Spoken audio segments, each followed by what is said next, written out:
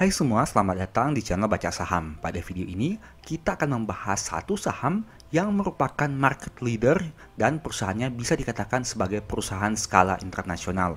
Labanya mencapai 20 triliun rupiah. Saham apakah itu? Tapi seperti biasa, semua pembahasan ini bukan rekomendasi dan hanya informasi. Ingat, kerugian kamu tanggung sendiri ya. Nah, saat ini kita akan membahas PT Telkom Indonesia dengan kode saham TLKM.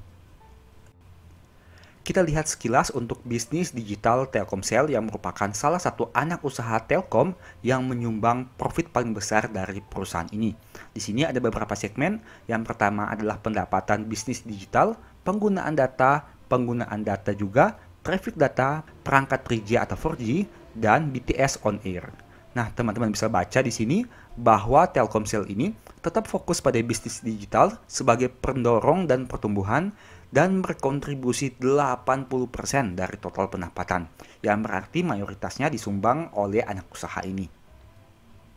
Sekarang kita lihat sekilas untuk ruang lingkup perusahaan ini. Nah, teman-teman bisa lihat di sini bahwa perusahaan Telkom ini sudah meliputi seluruh wilayah di Indonesia. Mungkin belum sepenuhnya, tapi mayoritas wilayah tentu sudah mengenal perusahaan Telkom Indonesia atau lebih spesifiknya adalah Telkomsel. Selain itu, mereka juga sudah go internasional dengan memiliki beberapa kantor di Singapura, Hong Kong, Timor Leste, Taiwan, Malaysia, Australia, dan lain sebagainya. Untuk pembahasan detailnya bisa teman-teman baca pada tampilan berikut ini. Nah, sekarang kita lihat sekilas beberapa poin penting yang di-highlight perusahaan pada saat mempublikasikan public expose di tahun 2022. Poin pertama, Telkom mempertahankan dan terus berupaya menjadi market leader melalui pendapatan yang bertumbuh di kisaran mid-single digit dengan tingkat profitabilitas EBITDA yang terjaga. Itu bisa kita lihat sebentar pada laporan keuangannya. Tentu Telkomsel ini merupakan market leader di industri telekomunikasi yang tentunya sudah teman-teman tahu bersama. Poin keduanya, secara berkelanjutan mencari upaya-upaya dalam peningkatan operational excellence dengan digitalisasi, proses bisnis yang ringkas, cepat, dan agile, serta didukung talenta unggulan. Tentu teman-teman sudah tahu bahwa mayoritas laba perusahaan terserap dari biaya operasional yang sangat besar untuk perusahaan ini. Nah, itu sejalan dengan poin ketiga di mana Telkom berupaya mengoptimalkan capital expenditure sekitar 25% dari total pendapatan dengan penggunaan sebagian besar pada penguatan digital infrastruktur.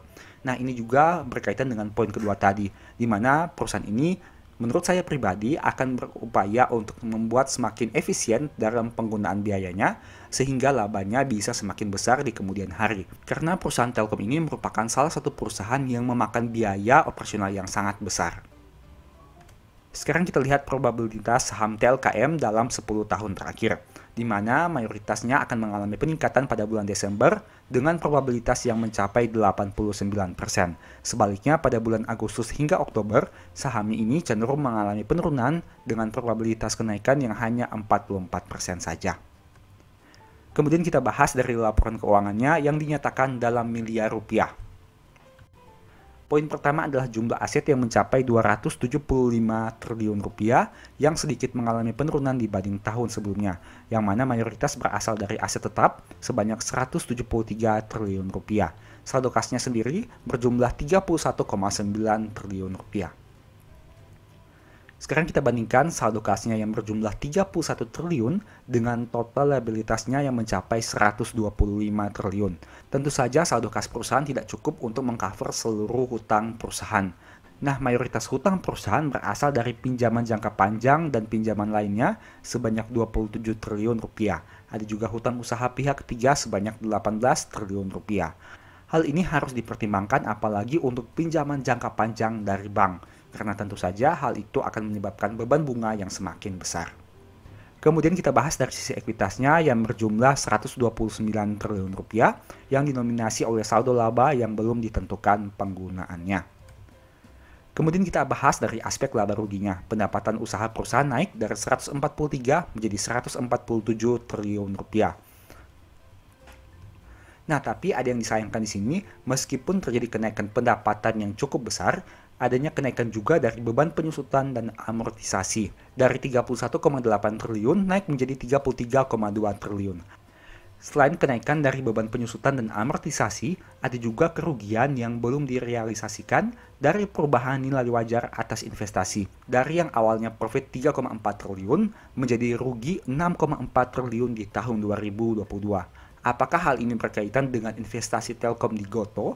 Tentu saja, teman-teman harus lihat untuk detailnya pada catatan kaki perusahaan ini. Nah, dengan kenaikan biaya amortisasi dan adanya kerugian, maka menyebabkan laba perusahaan mengalami penurunan.